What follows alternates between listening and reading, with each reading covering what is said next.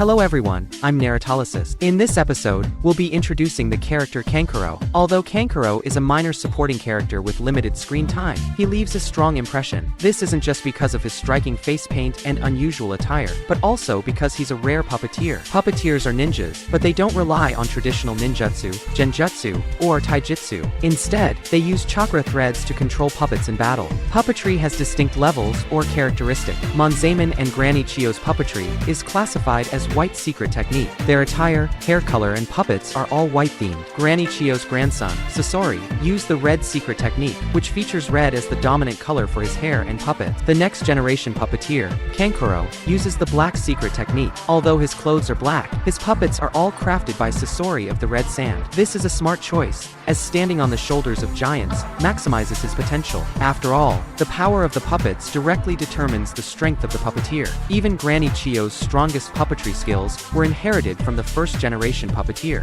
Only Sasori, recognized as a genius puppet designer, had the confidence to use entirely original puppet. Apart from being a puppeteer, Kankuro has another identity. He is the son of the fourth Kazekage. His older sister is Temari, and his younger brother is Gaara. At first glance, Kankuro doesn't seem to resemble his siblings or father, but this is due to his makeup. Without the makeup, he actually looks quite similar. However, Kankuro has always been deeply afraid of his younger brother. Gaara lost his mother during childhood, was betrayed by those close to him, and was treated coldly by his father. This led to Gaara developing a violent and unstable personality. Kankuro often worried that his brother might accidentally kill him. Living in constant fear shaped Kankuro's own personality, making him more ruthless. He even turned his puppetry into a form of puppet theater, with tragedy as its main theme. A performance often ending with the opponent's death. Later, the siblings received a top-secret mission from their father, to participate in the Chunin exams held in Konoha Village. In truth, the three of them had long surpassed the level of a Chunin in strength. It was only for the sake of this mission that they hadn't been promoted earlier. Their participation in the exams was merely a cover. Their real goal was to initiate a war.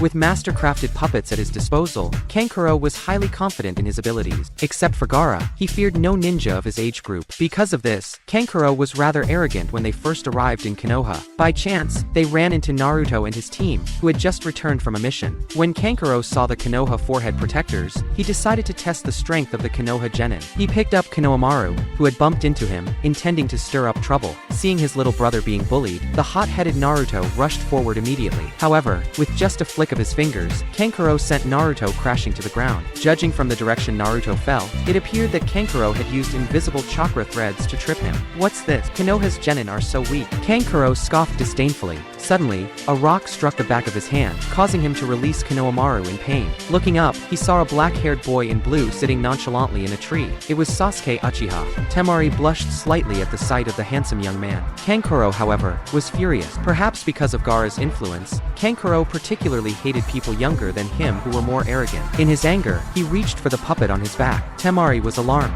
"Wait, are you going to use Crow?" Crow was the name of Kankuro's first puppet. At his current skill level, it was the only puppet he could control. Even so, Crow was considered their secret weapon. They had previously agreed not to reveal Crow's mechanisms during the exam. It seemed that Kankuro believed he could defeat Sasuke without using the puppet's internal traps. At that moment, a cold voice came from behind Sasuke. "Kankuro, stop. Have you forgotten why we're here?" Seeing that it was Gaara, Kankuro had no choice but to back down. He wouldn't dare go against his unpredictable younger brother. Besides, he had already gauged the strength of the Konoha genin. They were just a bunch of immature kids. But soon, he realized he was wrong. The subsequent Chunin exams opened his eyes. The first two stages went relatively smoothly for him, although the first test was far more challenging than he had anticipated. Kankuro managed to cheat successfully by disguising his puppet as one of the proctors. However, he was surprised to learn that his puppet had already been seen through by the proctor, Marino Ibiki. It seems Konoha's jonin are no pushovers, he thought. In the second stage, thanks to Gaara's terrifying power, their team cleared the test in just 97 minutes without a scratch, breaking the previous record of 4 hours. This performance not only shocked the proctor, Anko Mitarashi, but also caught the attention of Konoha's Umbu. However, during the exam, Kankuro once again felt the threat of death when he tried to stop Gaara's indiscriminate killing spree. In the preliminary matches of the third stage, it was finally time for individual battles. The first to compete was Sasuke, whose opponent was one of Kabuto's spies from the Sound Village. As a descendant of the Uchiha clan, everyone was curious about Sasuke's strength, and Kankuro was no exception. He wanted to see just how capable this this boy who had provoked him really was. Unfortunately, Sasuke had been marked with Orochimaru's curse seal during the second stage. To prevent the seal from spiraling out of control, he couldn't easily use his chakra.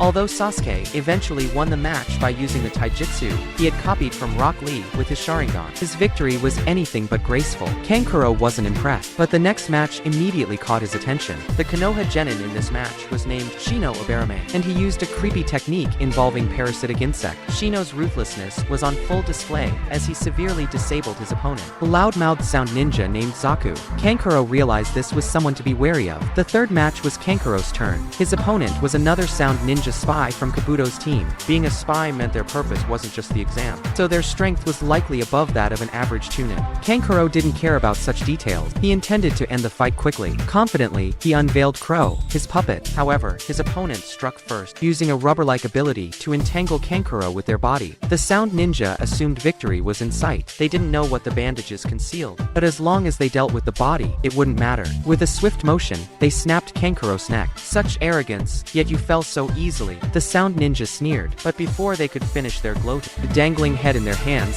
suddenly turned to face them, revealing a menacing grin. "Now it's my turn." Kankuro's voice came from behind. The bandages unraveled, revealing that Kankuro had been hiding inside them all along. It turned out he had disguised his puppet as himself before the fight began. As a puppet master, Kankuro understood his own vulnerability better than anyone. What followed was a nightmare for the sound ninja. Crow's mechanical arms ensnared the opponent, crushing them mercilessly. Before the spy could even utter the word forfeit, their bones shattered completely under the pressure. It was clear they wouldn't survive, even without using Crow's internal mechanism. Kankuro's tactics and ruthlessness won him the match. His precision and brutality were on par with Shino's performance earlier. 2 consecutive matches ended with the contestants being carried off on stretchers, hinting at a potential showdown between Kankuro and Shino. By this point, Kankuro's opinion of Konoha's genin hadn't changed much, especially after Temari's easy victory over Tenten, whose fighting style was completely countered by hers. But what came next? The match Kankuro thought would be the most one-sided completely overturned his understanding. Gaara's fight left him utterly shocked. The terrifying speed, the floor-shattering strength, and the chaotic winds that filled the arena. For the first time in over a decade, someone had managed to push his brother Gaara to his limits. The young ninja, Rock Lee, was actually kicking Gaara around mid-air. Kankuro couldn't believe his eyes. Can this even be called a genin? For a moment, he thought only the Kazekage himself could suppress Gaara. Yet here Gaara was, almost defeated by this boy. From that moment on, Kankuro no longer dared to underestimate Konoha's genin. During the final round 3rd exam, Kankuro completely changed his previously arrogant demeanor. He became extremely cautious, so much so that when he drew Shinobi as his opponent, he immediately forfeited the match. It wasn't that Kankuro was afraid to fight, but this opponent had ended his previous match with a single strike, making it impossible to gauge his full capabilities. Engaging Shino in battle would almost certainly force Kankuro to reveal the hidden mechanisms inside Crow. This decision left Shino frowning. He realized there was something suspicious about the Sand team. Using his natural ability to remain unnoticed, quietly began tailing the Sand trio. During Gaara and Sasuke's match, Gaara was injured by Sasuke's Chidori. This disrupted his ability to unleash Shikaku, completely derailing the Sand's plan. The Kazekage, watching from the stand, who was actually Orochimaru in disguise, immediately captured the Hokage, triggering the battle to commence. Following orders from Baki, Kankuro and Temari retreated with Gaara to tend to his injury. Sasuke quickly gave chase. Shino, observing the situation, silently followed as well. During the retreat, Sasuke caught up with Kankuro and Temari. Temari tried to intercept him, but her efforts failed to slow Sasuke down. Kankuro, realizing the situation, ordered Temari to take Gaara and continue escaping. "I'll handle this guy myself," he declared, just as Kankuro and Sasuke were about to clash. A voice interrupted them from the shadow. It was Shino, whose presence had gone completely unnoticed. "Sasuke, go after Gaara," Shino said calmly. "If you're wondering why, it's because this guy is my opponent." Shino's tone was as steady as ever, but his words carried confidence. "Don't worry, give me 10 minutes, and I'll come assist you." Sasuke, however, replied sharply, "By the time 10 minutes are up, I'll have already finished things." Kankuro glanced at the 2 young ninjas, each more self-assured than the other. The absurdity of the situation made him laugh out loud. "Looks like neither of you understand what true terror really is," he sneered. He wasn't referring to himself, but rather to Gaara. After Sasuke left, Kankuro immediately summoned his puppet, Crow,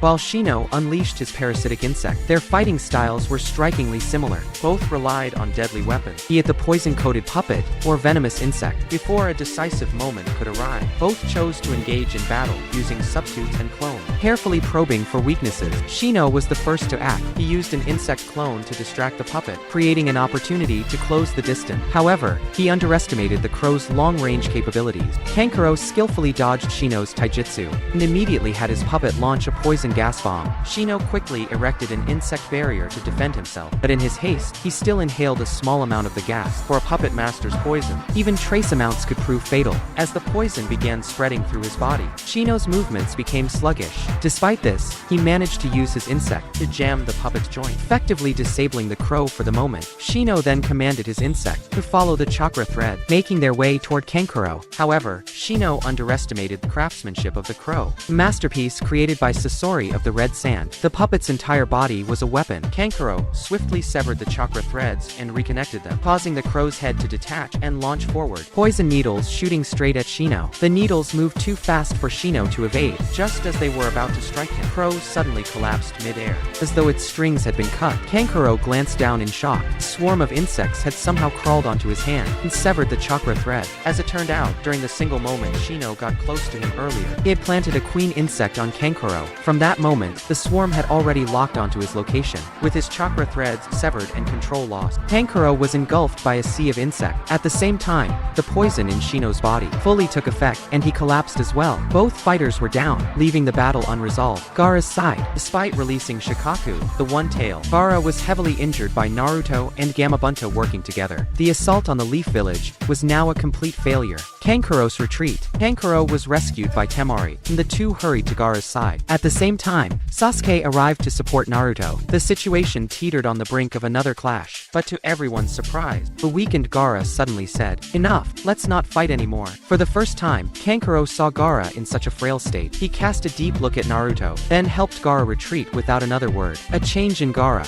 On their way back, Gaara quietly said, "Kankuro, Temari, I'm sorry." Both siblings were stunned, exchanging looks of disbelief. Gaara had done many cruel things in the past, but this was the first time he had ever apologized. It was as if the wall of ice that had separated them as siblings had finally begun to melt. The aftermath. The war caused immense destruction to the Leaf Village, even claiming the life of the third Hokage. However, the true mastermind was Orochimaru. The Sand Village was also a victim, having lost their Kazekage to Orochimaru's scheme. In the end, the Leaf Village and the Sand Village remained allied nations, with their bond intact despite the conflict and the complex relationship between the Leaf and Sand Villages post-war. Shortly after, a call for aid from the Leaf Village. The Sand Village received a request for assistance from the Leaf Village. Orochimaru's subordinates had once again appeared, this time aiming to seize the Sharingan. For the Sand, it was a perfect opportunity to mend relations with the Leaf. Kankuro and his team immediately set out to help. Kankuro's growth. By now, Kankuro had improved his puppet technique, able to control two puppets simultaneously. His opponent this time was none other than the captain of the Sound Four, Sakan and Yukon, whom Orochimaru had praised as the strongest among the group. Sakan and Yukon were unique, a two-in-one entity. They had once summoned Rashomon to effortlessly block Kiba Inuzuka's ultimate move, Fong Wolf Fong, forcing Kiba into a desperate situation. Kiba warned Kankuro,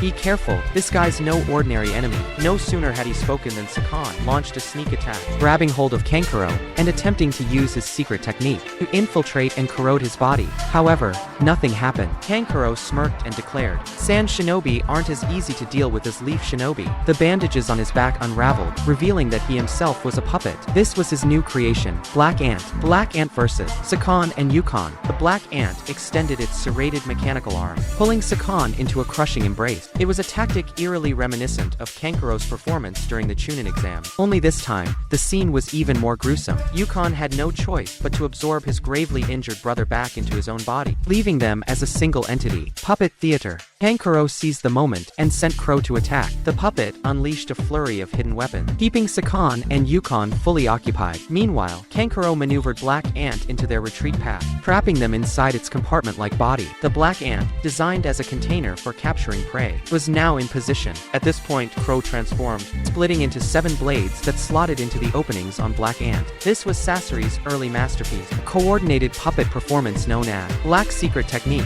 Machine one-shot. Blood seeped through the cracks of the puppet, and the once formidable Sakan and Yukon met a brutal end. Kankuro's change. At this moment, Kankuro realized he had reached the end of his journey. As a director of tragedies, life didn't have to be a series of carnage and despair. With his brother Gaara, no longer the terrifying monster he once feared, Kankuro began to understand that life wasn't just about fighting. For the first time, he felt he had someone to protect. Gaara's dream. Upon returning to the Sand Village, Gaara said to Kankuro, "I have a dream. I want to become someone like Naruto, someone the people need, not as a feared Jinchuriki, but as the Kazekage of the Sand Village." 3 years later, Gaara achieved his dream, becoming the 5th Kazekage. Kankuro and Temari were promoted to Jonin, continuing to serve the village with dedication. Kankuro's puppet arsenal expanded once more, this time with a defensive puppet named Salamander, designed not for cutting down enemies, but for protecting his allies. Determined to stand by Gaara's side, Kankuro vowed to protect his younger brother, not just as Kazekage, but as family. However, tragedy struck when the Akatsuki infiltrated the Sand Village, abducting Gaara right before everyone's eyes. Kankuro pursued the attackers alone, determined to face an enemy powerful enough to defeat Gaara.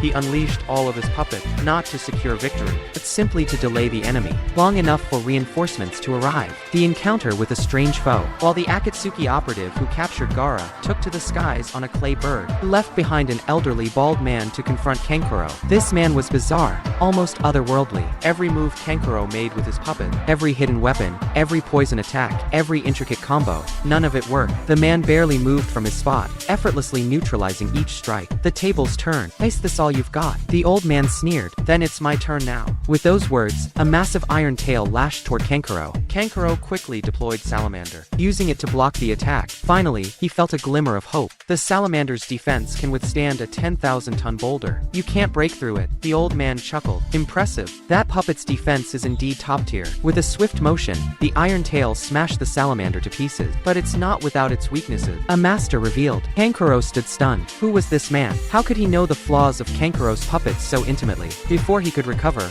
all 3 of his puppets, Crow, Black Ant, and Salamander, were destroyed. The iron tail struck Kankuro, leaving him poisoned and gravely injured. Seeing the disbelief etched on Kankuro's face, the old man smirked. It's rare to encounter a young puppet user these days. Quite nostalgic, really. He glanced at the shattered puppets strewn across the battlefield. Crow, Black Ant, Salamander. These were all created by me. Kankuro's eyes widened in horror. This man was none other than Sasori of the Red Sand, the genius puppet master of legend. His name was revered and feared throughout the Sand Village. The puppets Kankuro took pride in, the tools he had used to build his reputation. They were nothing more than childhood playthings Sasori had crafted long ago. Kankuro's desperation. Despair overwhelmed Kankuro. He collapsed to the ground, his body growing weaker from the poison. Even so, he refused to give up. With the last remnants of his strength, he manipulated the shattered pieces Crow, launching a desperate final strike. The attack wasn't aimed to kill, but merely to snip off a strand of Sasori's beard. Sasori observed the young man's tenacity, his strong will to survive, and his passion for the art of puppetry. He decided not to deliver the killing blow. Instead, he calmly stated, "The poison has already spread through your body. You won't survive beyond 3 days." Sasori was confident in his concoction, deadly and absolute. As he left, Kankuro lay motionless, his vision fading, yet his spirit unbroken. For the Sand Ninja, failure wasn't an option. The rescue of Sunagakure and Kankuro's rebirth. The deadly poison from Sasori had deeply infected Kankuro's body. Even the poison expert, Chio, could do little to help. Fortunately, Sunagakure had already sent a request for aid to their allied nation. Konoha, Sakura, Tsunade's disciple and a medical ninja, arrived in time with her miraculous medical ninjutsu. She managed to extract the poison from Kankuro's body, saving his life. The first thing Kankuro did upon waking was to hand over a lock of hair from Sasori to the Konoha ninja, who had come to his aid. This would allow them to track down the enemy. When he first entered Konoha, he never paid much attention to Naruto Uzumaki. However, as Gaara once said, it was Naruto who changed him. So, Kankuro asked Naruto for a favor. "Please bring my brother back." In the end, with the help of Konoha's ninja and Chio, they managed to rescue Gaara, and Sasori was eliminated. Kankuro gained the strongest puppet of all, the human puppet of Sasori himself. This was no longer just a mere toy, but a real weapon made from Sasori's own body. Although the human puppet couldn't replicate replicate the advanced techniques of the 100 machine performance. After Sasori's death, it remained the strongest puppet in existence. Later, as Gaara's bodyguard and a representative of Sunagakure, Kankuro participated in the 5 Kage Summit, bringing out Sasori's puppet. It surprised everyone. However, Kankuro never used the puppet in a fierce battle. Sasori had once said that the skill of a puppet master could be judged by the number of puppets they could control. Chio could manipulate a puppet with a single finger, controlling up to 10 at once. Sasori, with his modified body, could control over 100.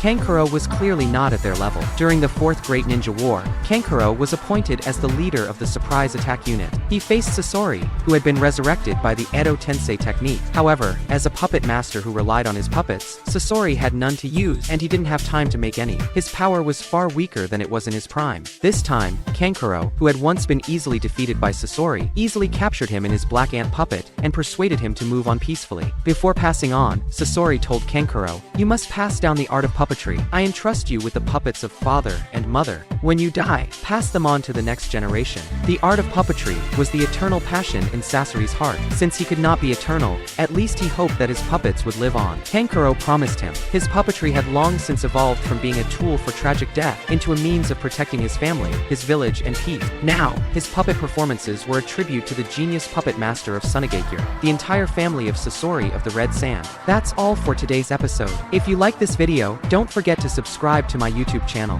I'm Narutolysis, and I'll see you in the next episode.